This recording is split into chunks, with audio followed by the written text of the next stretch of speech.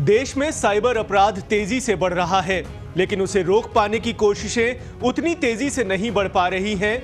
ये हम नहीं कह रहे हैं, बल्कि साइबर अपराध के खिलाफ एक्शन लेने के लिए अलग से बनाए गए साइबर थाने और साइबर सेल की हकीकत बयां कर रही है।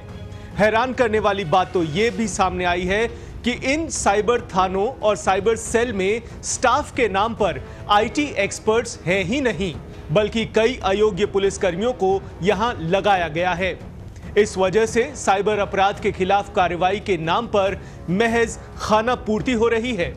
अब आप ही देखिए, आईटी एक्ट के तहत साइबर अपराध होने पर निरीक्षक से नीचे के पुलिसकर्मी अनुसंधान ही नहीं कर सकते।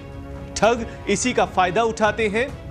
वहीं एक हकीकत बात यह भी सामने आई है कि साइबर अपराधियों के गढ़ में दूसरे राज्य की पुलिस की ओर से कार्रवाई करना आसान नहीं होता है।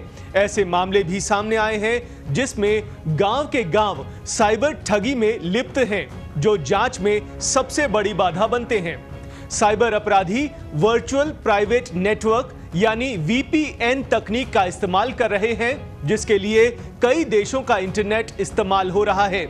एक्सपर्ट्स के मुताबिक सभी राज्यों की पुलिस अगर एक संयुक्त सेल बना ले तो इन पर कार्रवाई हो सकेगी। इसके अलावा आईटी एक्ट में अनुसंधान का स्तर उप निरीक्षक स्तर तक किया जाना चाहिए। साथ ही त्वरित कार्रवाई करने के लिए पुलिस को हाईटेक सॉफ्टवेयर और तकनीक से लैस होना चाहिए। आपको यह भी बता दें कि भारतीय साइबर अपराध समन्वय केंद्र यानी आईईसी के तहत राष्ट्रीय साइबर अपराध रिपोर्टिंग पोर्टल cybercrime.gov.in पर किसी भी तरह के साइबर अपराधों से संबंधित घटनाएं रिपोर्ट की जा सकेंगी। इसी तरह से वित्तीय धोखाधड़ी और जालसाजों की ओर से धन की हेराफेरी रोकने के लिए नागरिक वित्तीय साइबर धोखाधड़ी रिपोर्टिंग और प्रबंधन प्रणाली से सहायता ली जा सकती है।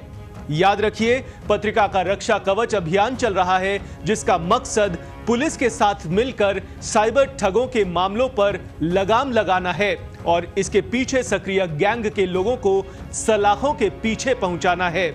इसलिए आप भी सावधान रहिए, सतर्क रहिए।